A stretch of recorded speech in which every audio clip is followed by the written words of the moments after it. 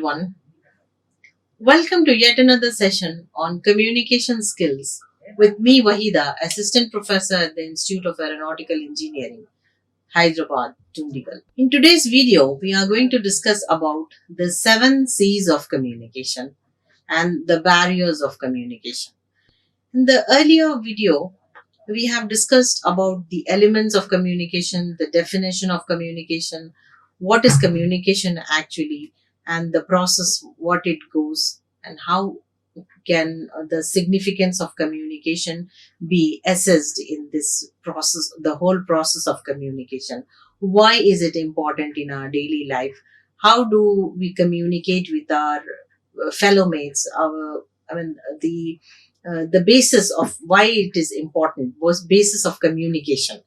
And then if we want our communication to be effective, we have to follow certain rules and regulations, adhering to the rules and regulations if we want our communication to be effective, if we want our information to reach out to the masses. Okay, if you have some message, some knowledge to be imparted, then you have to follow certain rules so that it becomes effective in your own way. Here there are certain ways that we can make our presentations or make our information effective or reach out to the people if we follow certain rules. We can be talking like the suggest that entire day we can be communicating, but if it does not serve the purpose, if it is not imparting information, then it all goes haywire. So that is why we need to follow these rules. First, we need to be clear as to what is it that we want to tell someone. When we are writing or speaking something, what is it that we are intending to do, so that we get across people through various means. It should be very clear. The main goal be, your goal or the message should be very clear. To whom are we communicating? I told you this about the audience analysis. If you are not sure whom are you going to talk, what are you going to talk, then neither your audience will also be not clear as to what is it that the sender is going to communicate to you. That is why it is mandatory for you to be clear, first of all, what is it that the message that you want to communicate to the others. Try to minimize the number of ideas in each sentence. Unity and coherence, we will discuss in that process of writing. And here we have to stick to very few ideas first. Do not jumble so many ideas and bring them together and try to confuse yourself as well as your audience. If you are not clear yourself, your audience also will not be clear as to what you are going to talk. Make sure that it's easy for your reader to understand the meaning.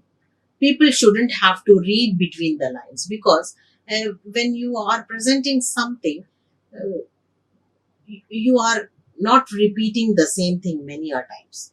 If in that case, your audience will miss out on important points. So you have to make them clear by minimizing them, and you should not try to keep the information incomplete, so that you are leaving the information to your audience to read between the lines.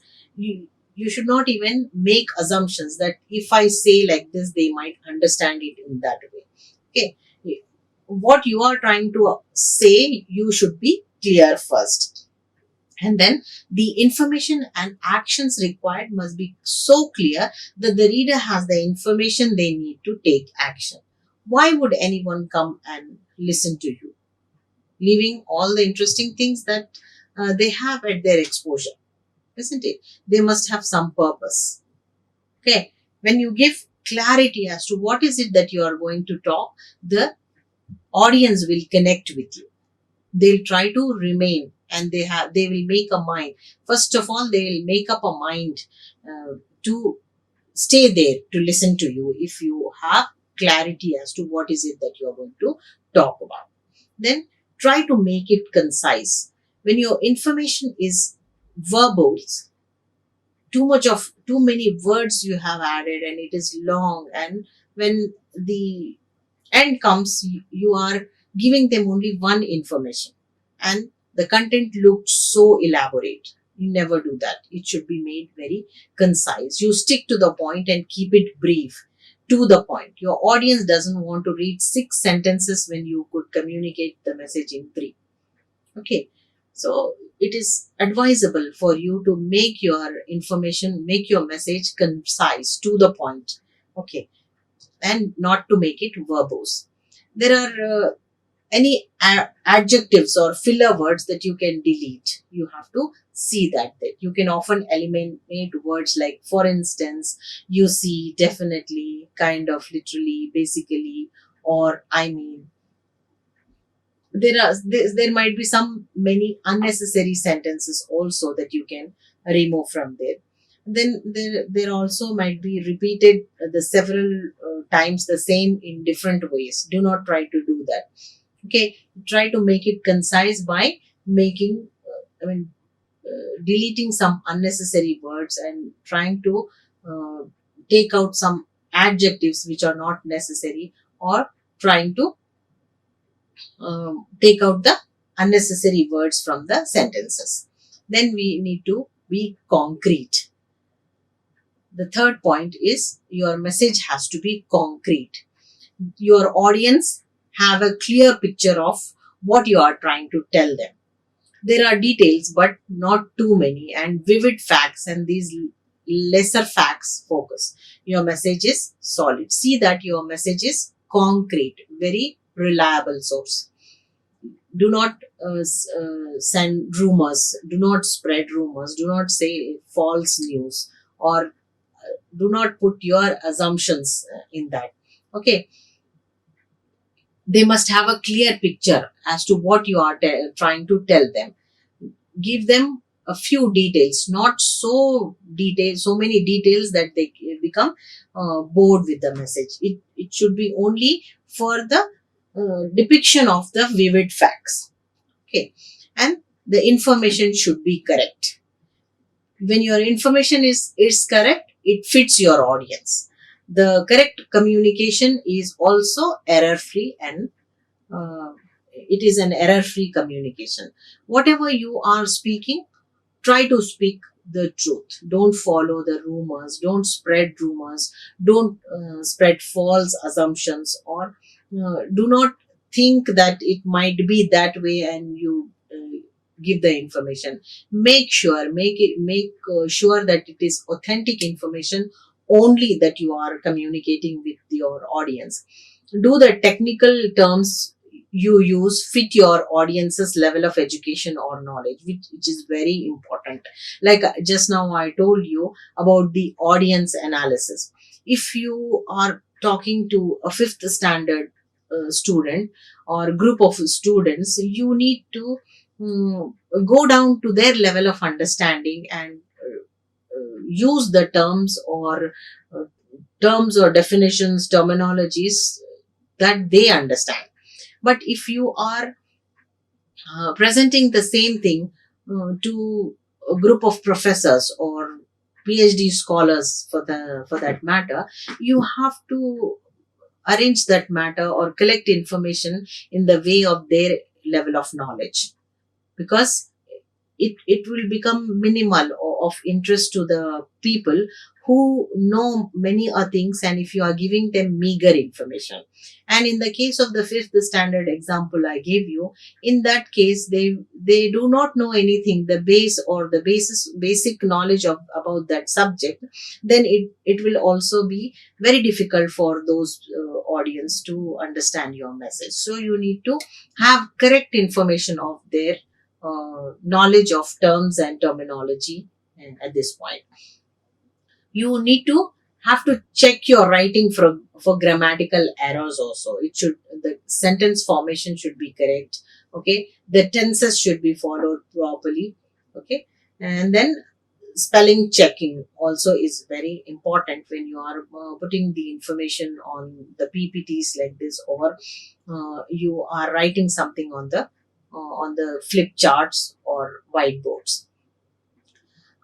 And then the bibliography, from where the content you have taken, is it logically given the name, or are you hiding something? You have to make sure you should not hide any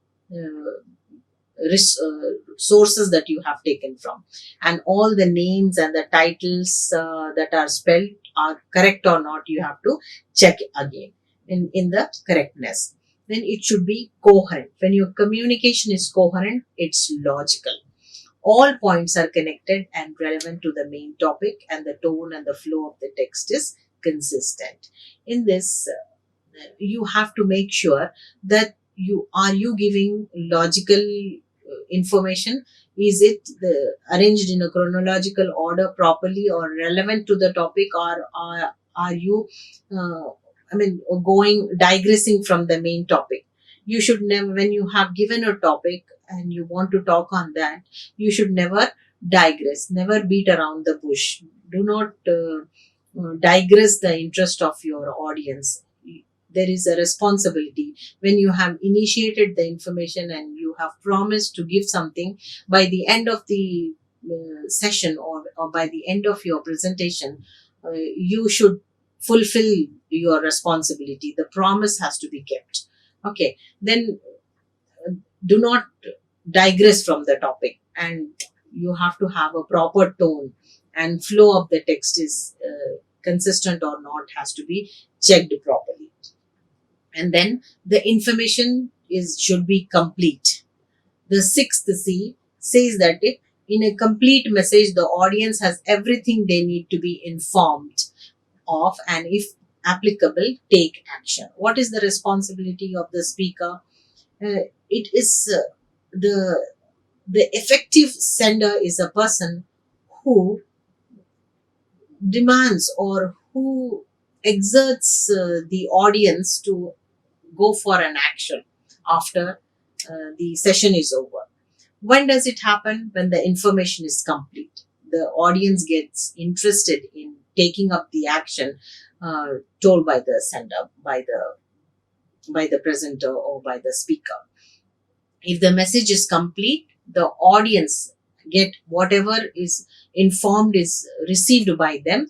It is applicable for an action. The audience will take action if the information is complete. Does it include a call to action? After the session, you will be doing this activity will be followed by that. So are you uh, making your request reach to your audience? Are they willing to take up that action? Should be there in the complete message. Okay, so that your audience clearly knows what you want them to do. Okay, does your message include a call to action? After I have presented this video, at the end I will give you certain things to do. Okay, then if that is not completed, my video might not be watched more. So you need to complete that. Have you included all relevant information, contact names, dates, times, locations, and so on? This is also very important.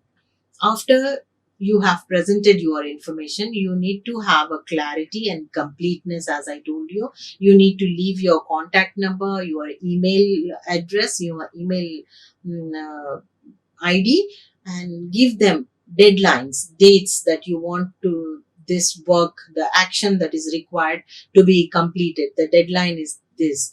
The first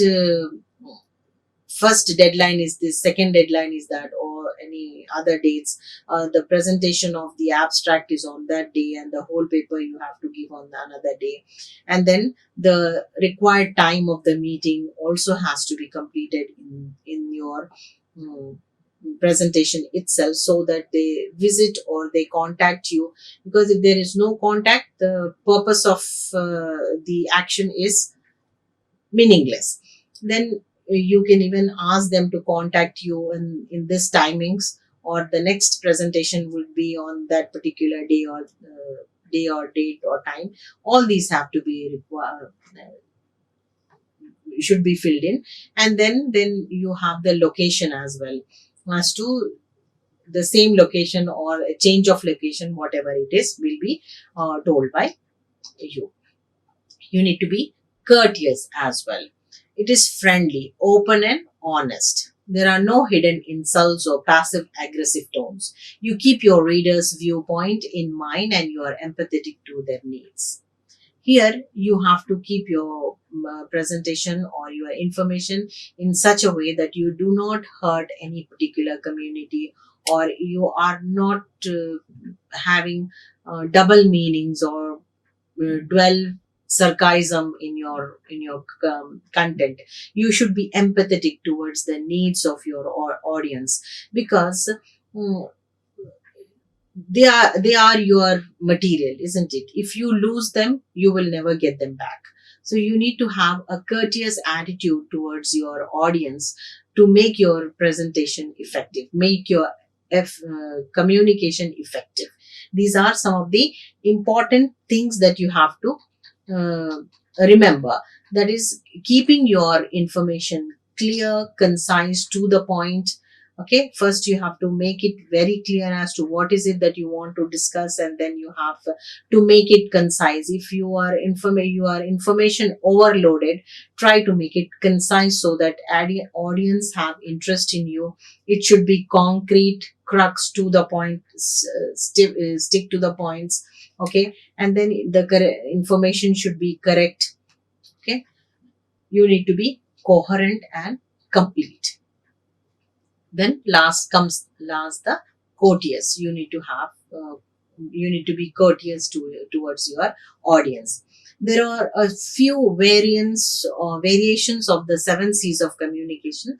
We will include all those also, uh, whether it is credible or not, creative or not, as well as that.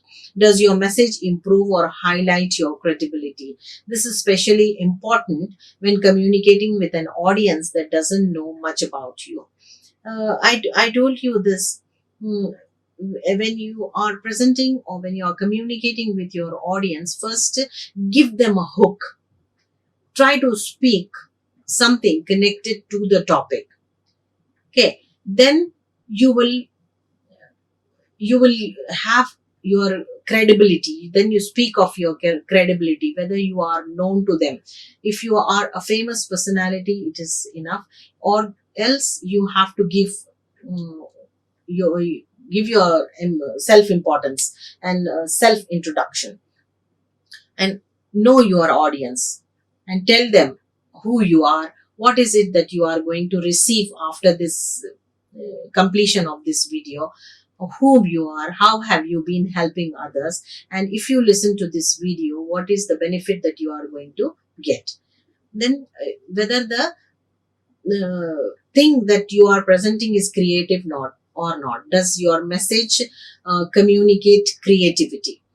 Creative communication helps keep your audience engaged, like asking them a question. And a question should be that everybody should be willing to answer, or try to give them a wild boggle to their head, so that they get uh, wild imaginations. Give them imaginations, techniques of imagination, so that they are creatively thinking about certain things, about the topic that you are trying to engage them with. Then all of us communicate every day. The better way to communicate, more credibility we'll have with our clients or bosses and our colleagues. So use these 7 C's of communication. Okay, for all your future communication. By this doing this, you will stay clear, concise, correct, concrete, coherent, complete, courteous, and as well as creative. Then we'll study about the barriers of communication. What are these barriers? Any hindrance or obstacle that comes in the way of communication is called a barrier in communication. Every obstacle that stands between the sender and the receiver is called a barrier. It means the aspects or conditions that interfere with effective exchange of ideas or thoughts. That can be many, but a few we are going to discuss over here. As the picture suggests, the speaker is on one side of the wall and the listener is on the other side. There is a hindrance, there is a blockage in between them. They are trying to communicate, but the message is not reaching them. Here, there are many of them. Physiological barrier, a cultural barrier, language, emotional, gender barrier, perceptual, physical, attitudinal barrier. Okay, wrong assumptions are there, lack of training or bad listening habits, and also fear. These are some of the barriers that we come across when we are communicating. So it stops effective communication to happen between the sender and the receiver. We are going to discuss them all in detail, what these physiological barriers are that are related to human bodily functions are called physiological barriers. Uh, some might, these are the factors such as hearing impairment or memory related problems. A person might be, there might be some kind of physiological uh, disabilities a person might be having, inability to speak properly, hearing problem might be there, or remembrance, IQ level deficiency or IQ level problems uh, can be there in different persons. Like here, a person cannot hear without the hearing aid, for example.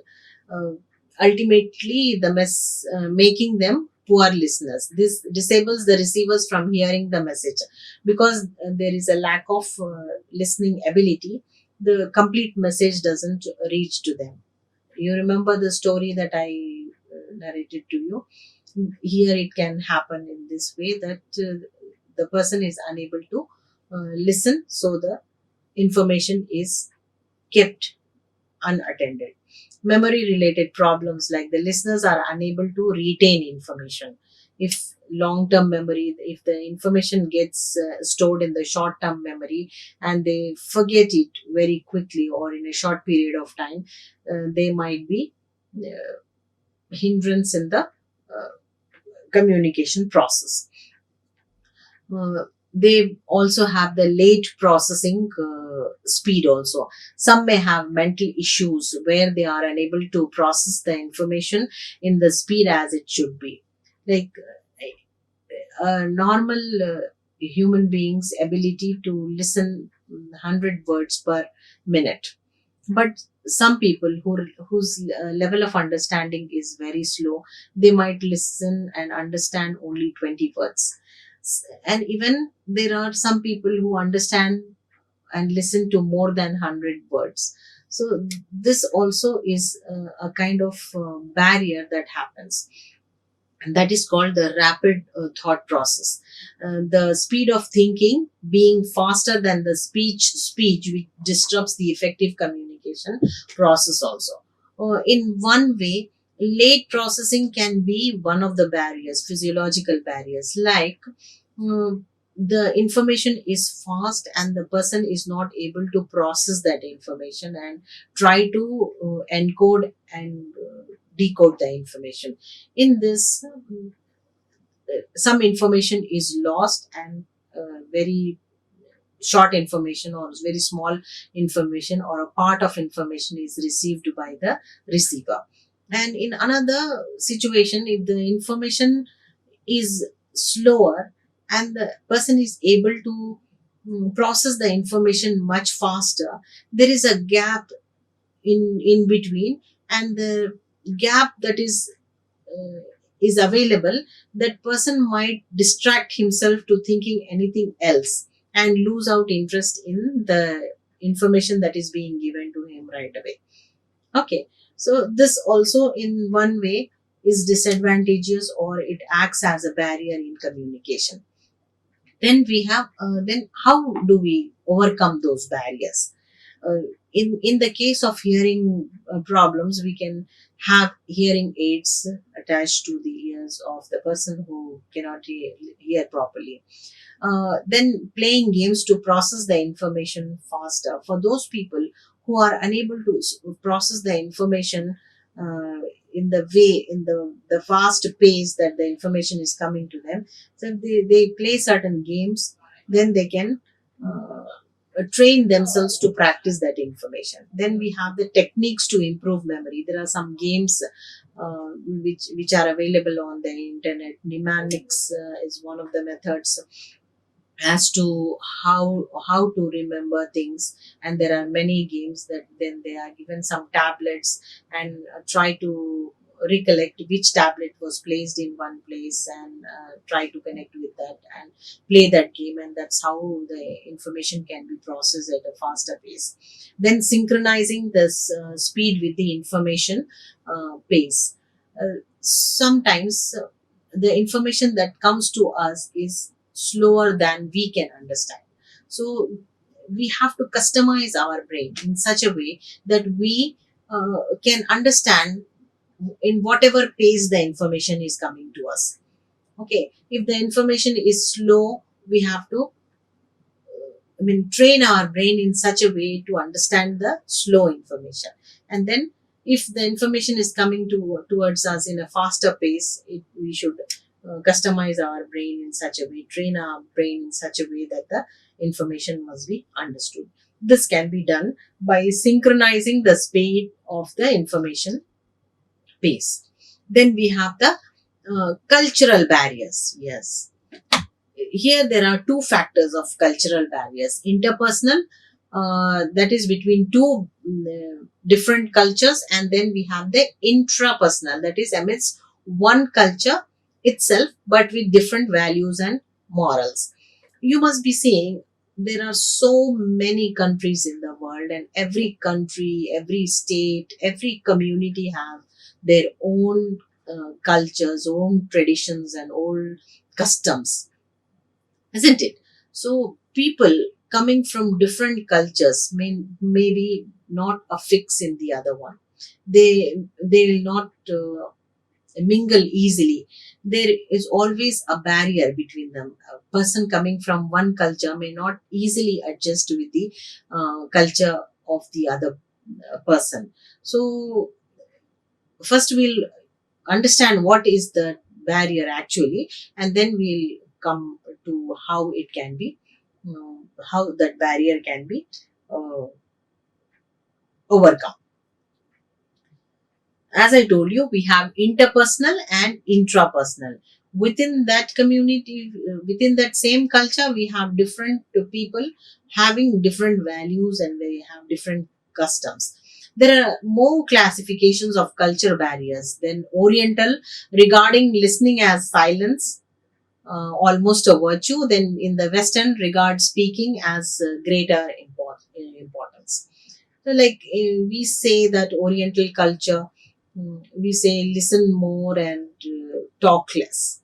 But in Western culture, the same feeling might be regarded as something as an introvert, or something as a person who is stopping himself from mingling with the other people, or something like that. So different cultures have their different faiths, different styles.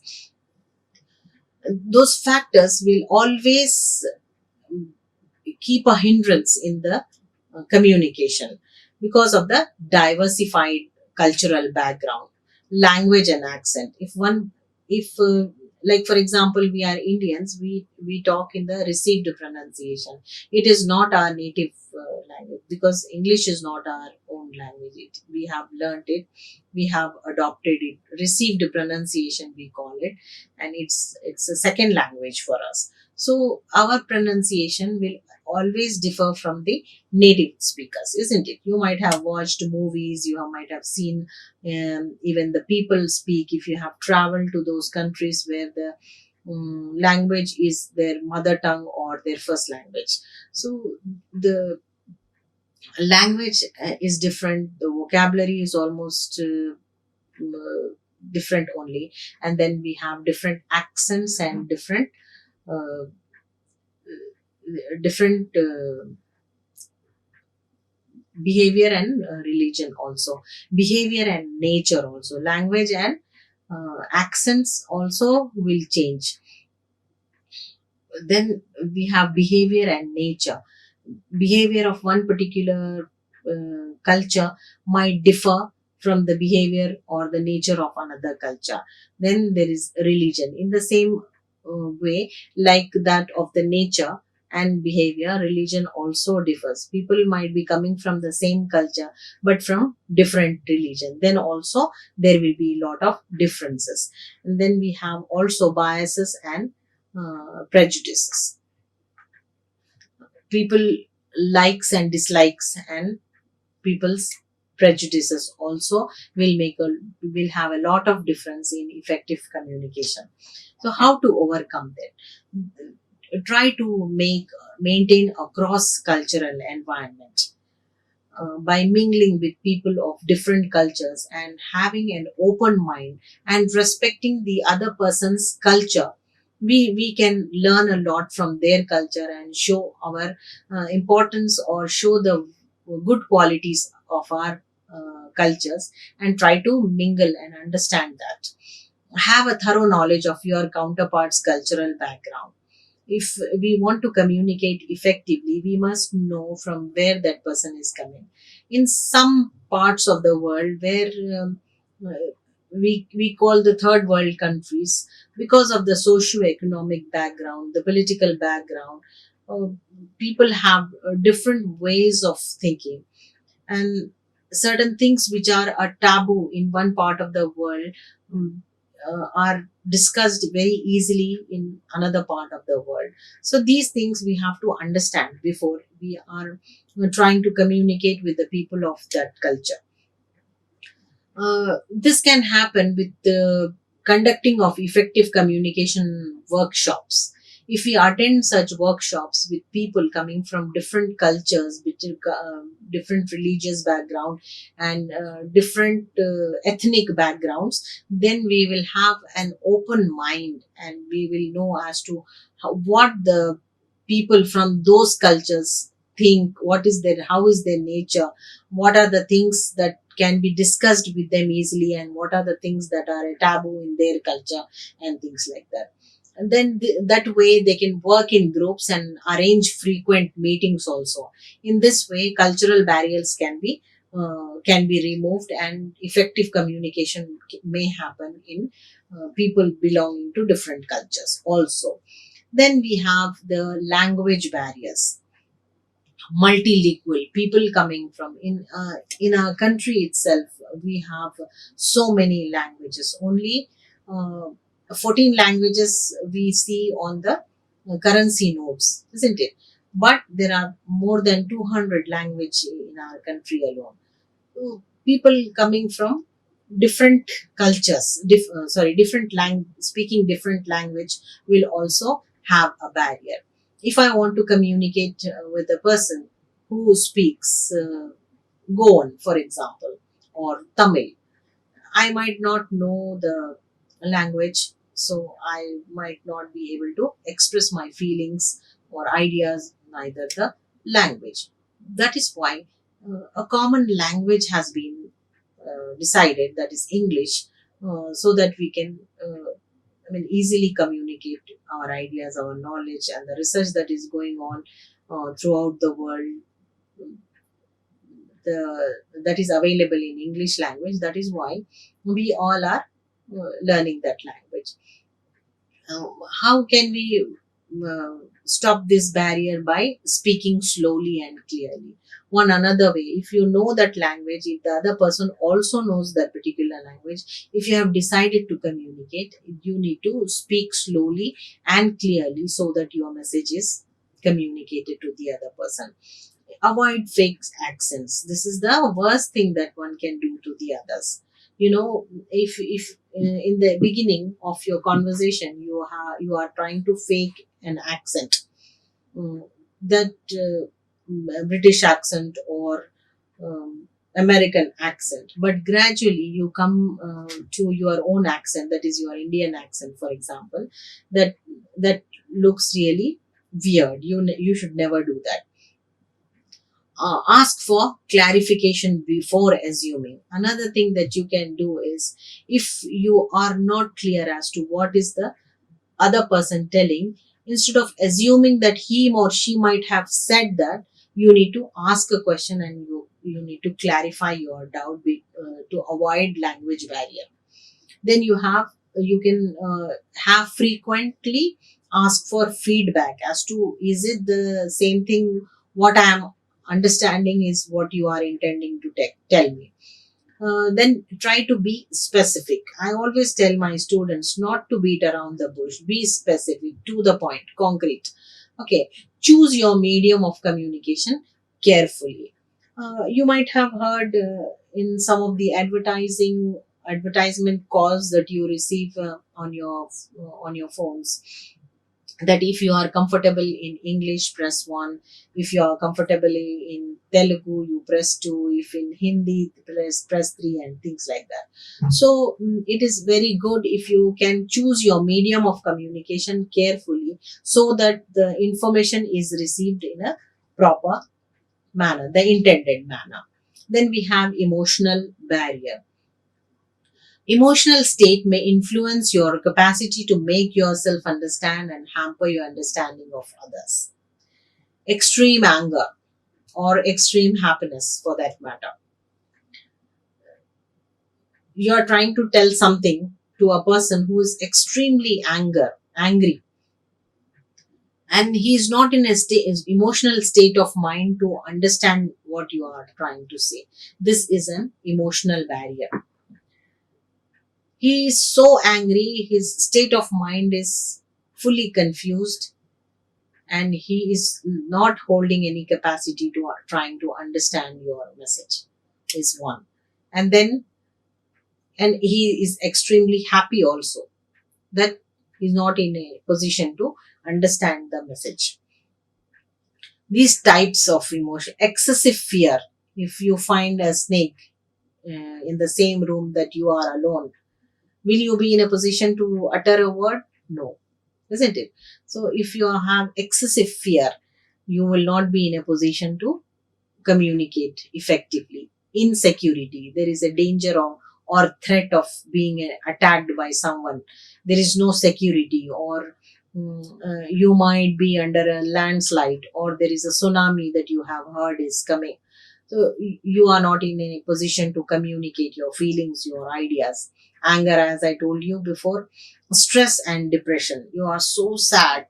A death has happened in the family, or your dearest friend met with an accident. You got so stressed that have gone into a type of trance, and you are not in a situation to understand.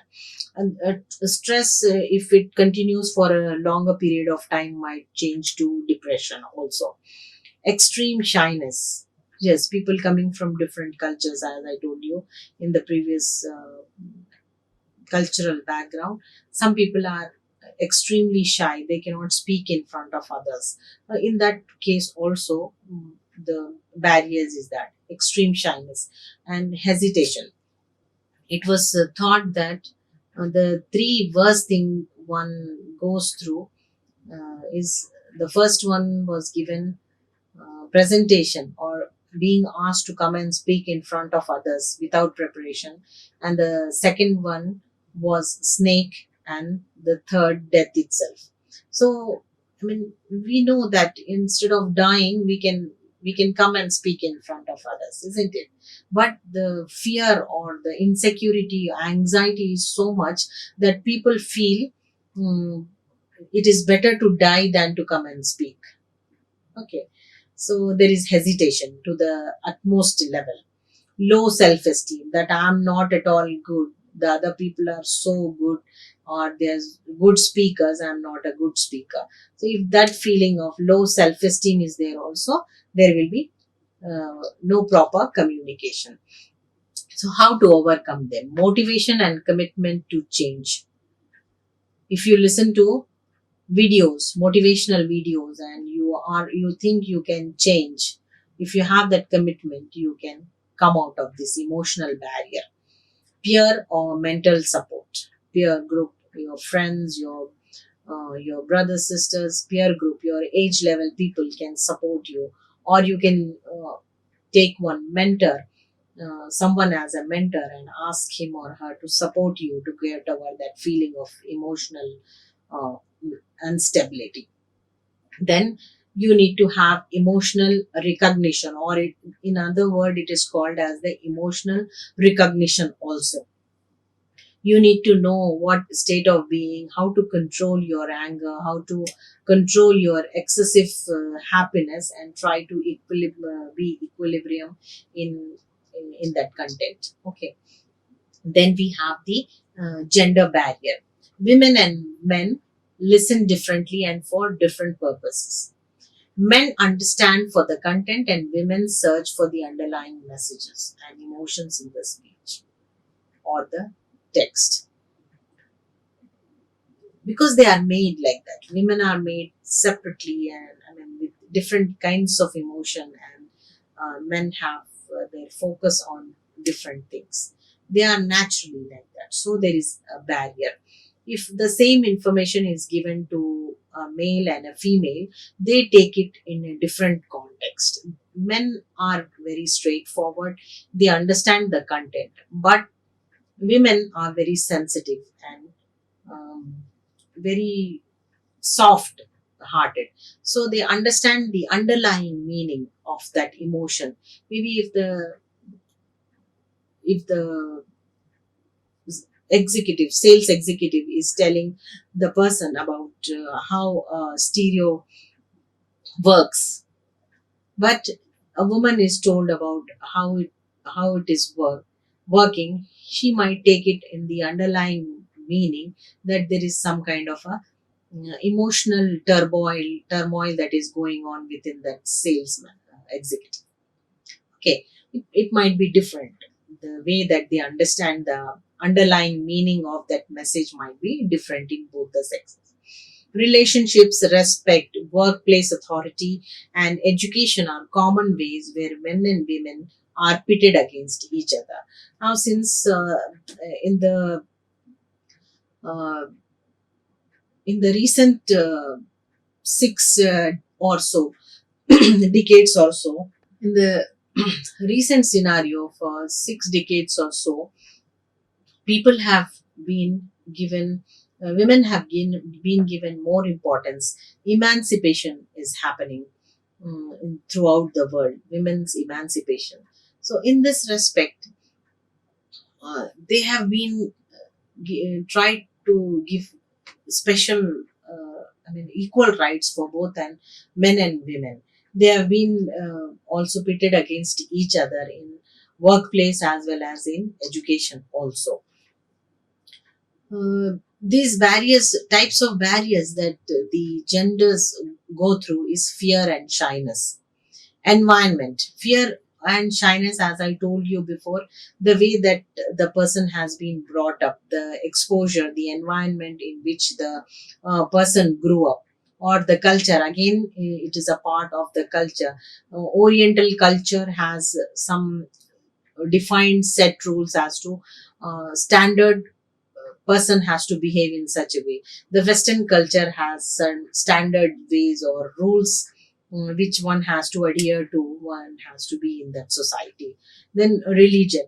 The same religion or different religions, people differ in their giving rights to the different sexes. Then comes the upbringing. In some modern houses, uh, more importance is being given to girls than boys, I mean the females than the males. But in some cultures, in our olden days, in our fathers and forefathers times, if you if you ask them, if you, I mean, communicate, if you research, you will find that there was lot of suppressing of the female that has happened in the older generations. How the upbringing is, how the mother treats the both the children, female and male, makes a lot of difference as to how they understand or perceive the information that has come to them. Then also is misunderstanding. If upbringing is misunderstood, that might act as a barrier again in genders. How to overcome them? Have a wide range of friends circle and people of both the genders.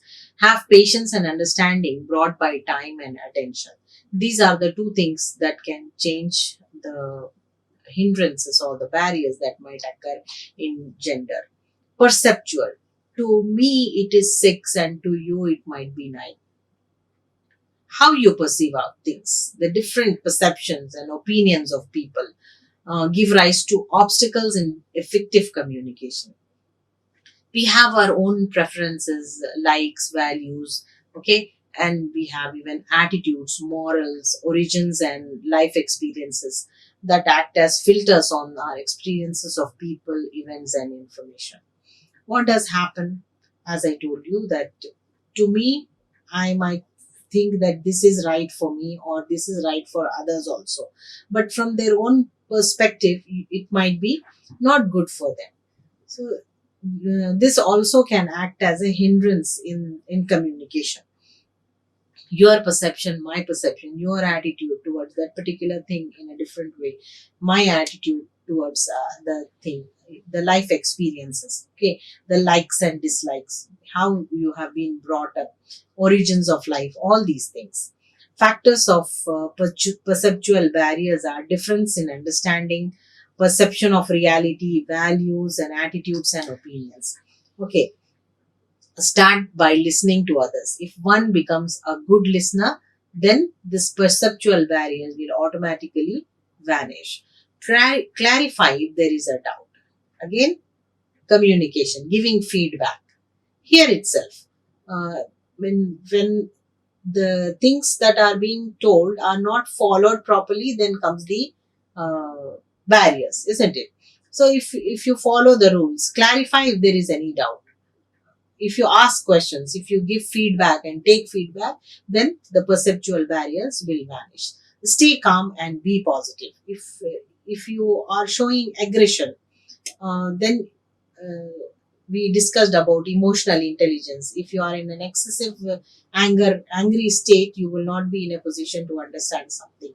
And if you are negative, if you are stressed out about something, then also you will not be in a position to understand things. Then we have the physical barriers, distractions from sound. If you see that there is a room uh, which is very hot, and outside the room there is one big machine which is operating, and you are trying to communicate to a person who is in the next room. So this is a physical barrier. And somebody is trying to talk to you and you are not in a position to listen to them because it is excessively hot and you are not able to concentrate on what is being told to you. These are distractions of sound. For example, if you are on a road, busy road with traffic and honks of the cars and buses, and you are trying to communicate something to the person who is on the other side of the road, it becomes a sound distraction and is a physical barrier.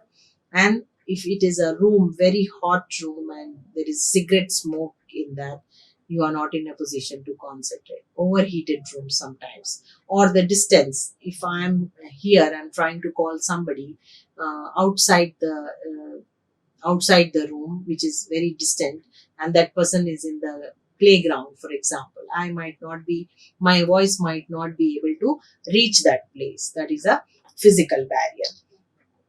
um, Sometimes the phone is ringing continuously, and you are having distance, as I told you, or the as the picture suggests, there is a wall that has been constructed in between, and you are trying to communicate with the person on the other side of the wall, also has a physical barrier.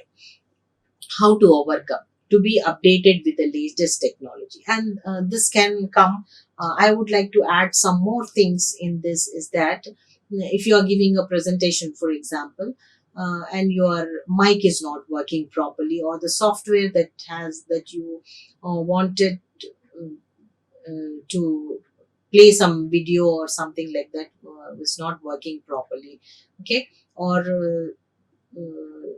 the mic system or the stereo system is not proper, then if you are not able to operate it properly, that might arise as a barrier also. For that, you need to be updated with latest technology, so that if there is anything goes wrong, then you are in a position to clear it. Choosing suitable environment, the room should be neither so chilling nor so hot that you are not able to communicate properly. The environment should be very calm. It should not be so noisy. It should not be distant. I mean, if you are communicating, these obstacles should not be there. There should not be any door in between, any wall in between, so that your voice doesn't cross that and doesn't reach to the receiver. Then, if you are speaking, your accent or your sign language should be proper. Or if you are using some short forms, it should be made clear to them, making signs easier to read. And self motivation, attitudinal barriers. Preoccupation with work related or personal problems can make it difficult to focus completely on what the speaker is saying. Say, for example, there was an accident at home of some dear person, or something has happened, and you had a fight with somebody on the road. You have come with that same emotion to the workplace, some that same attitude you have come. Because of that preoccupation with your attitude, you are not able to take up this new information or the new assignment that is being given by your boss to be completed the same day. You are in that same mode. This attitudinal barrier is there. It is making it difficult for you to concentrate or focus on the information completely. Egocentrism, that one is more knowledgeable than others. If this attitude is there, why should I listen to that person who is having less knowledge than me? I have more knowledge than that person. That egocentrism is there. Or if a person belonging to other culture is coming and telling, why should I listen to the person who is coming from a lesser recognized culture, or a person who is coming from a lower strata of the society, if that person is speaking, why should I listen? If that attitude is there, and the communication can never happen in an effective manner. Close minded attitude also. I don't need, I'm more informed than that person, so I have no use, or why I will not listen to that person. Is closed minded attitude will not have proper communication. Then what we need to do is be positive, broaden your horizons, come out of the cultures or clutches of narrow mindedness. You need to see positivism. This that I have to listen to everybody. Everybody gives some information or the other. Everyone has something to offer. Okay, everyone is special in their own way. If you have that attitude, you will be open to ideas. You will take anything from even a child. You can take some information. You can get benefited from that person. If you have that attitude, you will be uh, free from these clutches. Think from others perspective, like as I told you, gave you the example, six to me it might be 6 and to you it might be 9, but both are correct in their own way. So we have to respect other people's perspective also. We have to be empathetic towards other, concentrate fully as to what the other person is telling, respect other sentiments. If all these things are followed, automatically things will become easier for you, and your hindrances will diminish, and then you will try to have a good communication with others. Some people have wrong assumptions. The sole responsibility of the communicator is of the speaker, and that the listeners have no role to play. Some have this in their mind that, yeah, let that person speak, and I'm there. Whether I'm playing in the mobile, my video games, it is not my responsibility. Let that person know. If this is a very wrong assumption on the part of the receiver, that it is not my responsibility. First and foremost important thing is that you need to have an eye contact. Okay, listen attentively, sit properly, so that the sender or the presenter gets connected to you. Make them feel that you are listening to them. Give them respect. If you fub with your phone, give more importance to your phone than to the person who's speaking. It's called fubbing. If you are fubbing continuously, the sender will lose interest in you, and very important information you might be receiving, you will be left alone. Okay. Others' wrong assumption is that listening is a passive activity. No, it's not a passive activity. Listening is an active activity. You have to take interest. Okay. You have to try to connect with your audience, with your presenter, and you have to have a smiling face. It doesn't cost you more. On the other one, on the other hand, it benefits you. The When you smile often, your brain, your face sends signals to your brain to be happy, and it gives a little dance. It does a little dance, and it sends some chromosomes, which or some kind of cells are generated that will make your stress level low. Okay, your stress is brought down if you keep smiling most of the time. So it is, research has proved that only the adults smile only 20 times, and children smile 200 times. So see the difference. That is why children are carefree. Okay, they feel less stressed because of the action of smile. Wrong assumption is lack of interest, sometimes misunderstandings. Listen attentively, speak clearly, take responsibility, and hear and be heard. And lack of training. This is one of the biggest barriers of listening. People are not born good listeners. That is should be acquired through practice. We should be told to listen carefully and answer. This can happen by listening to comprehension exercises, or listening to short stories and answering questions immediately, so that they remember and try to listen to what is the main important thing in that. Okay. And then bad listening habits. It the the term itself says bad listening habits. Faking attention, as if though you are listening but you are involved somewhere else. You are in your dreamland. You are in the classroom, or you are listening to that person, and you are having a trip to Switzerland. It's not allowed. Okay. Trying to fake attention, as if though you are listening to them or trying to smile at them, and when questions are asked to you, you give wrong answers, or you don't know the answer for it because you have been faking attention, trying to look like a listener. You are trying to fake attention is that you are trying to look like a listener, but you are not listening in reality. Because of that, you will miss out on the main important points, and that's how you will remain ignorant, and you will be bringing in lot of emotions inside. That's how bad listening habits are actually bad for you. How to get over them is try to concentrate on what is being told, have attention towards your speaker, focus on the speaker, like practice effective listening skills. As I told you, if you work on comprehension exercises, this will improve a lot. Work on listening comprehension, maintaining eye contact. That way you will connect to your speaker, and that's how, when you there is a connection, you will try to listen to them. Okay. And then the last is fear.